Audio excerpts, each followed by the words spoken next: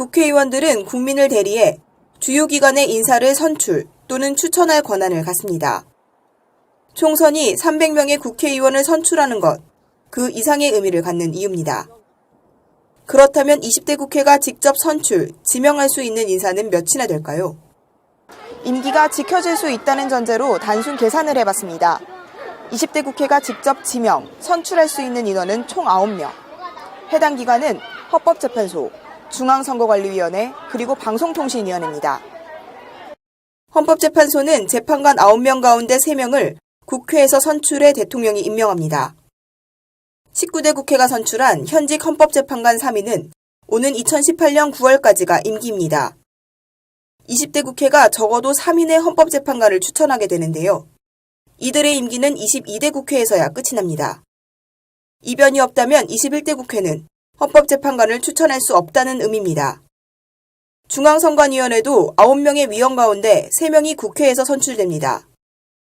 20대 국회에서 임기를 마무리하는 현직 중앙선관위원은 2명.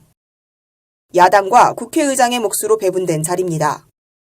이들의 임기는 20대 국회 종료 약 2달 전에 끝납니다.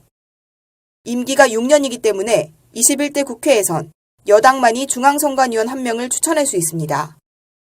총 5명으로 구성된 방송통신위원회는 국회에서 3명을 지명할 수 있습니다.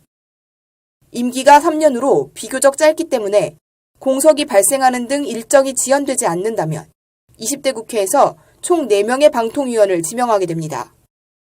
직접 선출, 지명할 수 있는 자리만 봐도 20대 국회가 갖는 인사권이 21대에 비해 많다는 사실을 알 수 있습니다. 국회가 정부와 사법부를 견제하는 수단인 인사청문회까지 포함하면 그 대상은 더 늘어나는데요. 20대 국회에서 진행될 인사청문회는 최소 55회 이상이 될 것으로 보입니다. 헌법재판소부터 보겠습니다. 총 9명인 헌법재판관 가운데 대통령과 대법원장이 임명하는 6명의 임기 역시 모두 20대 국회 안에 종료됩니다. 다시 말해 재판장을 포함해 헌법재판관 9명에 대한 선출과 인사청문회가 모두 20대 국회에서 진행된다는 겁니다. 이런 점을 봤을 때 20대 국회는 헌재의 성향을 결정하는 데 영향을 미칠 가능성이 매우 큽니다.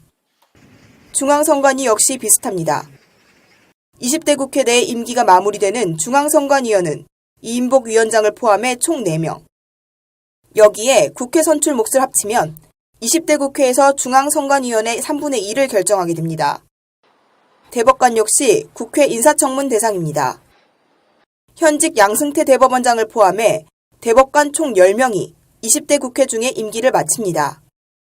약 80%의 대법관의 인사청문회가 20대 국회에서 진행된다는 의미입니다. 인사청문회 대상은 이 밖에 더 많은데요. 먼저 독립기관인 감사원과 국가인권위원회, 한국은행의 장에 대한 인사청문회가 각각 한 차례씩 진행될 예정입니다.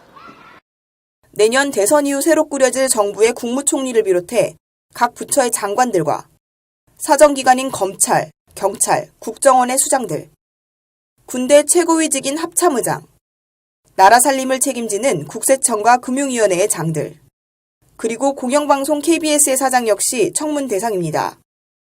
19대 국회에선 인사청문회 절차 도중 혹은 그 이전에 낙마한 인사가 많았습니다. 국회의원이 국민을 대리해 행사할 인사권의 힘이 중요하고 또 강하다는 겁니다. 때문에 내일 행사할 한 표의 의미는 300, 그리고 알파입니다. 투표의 힘, 김지혜입니다.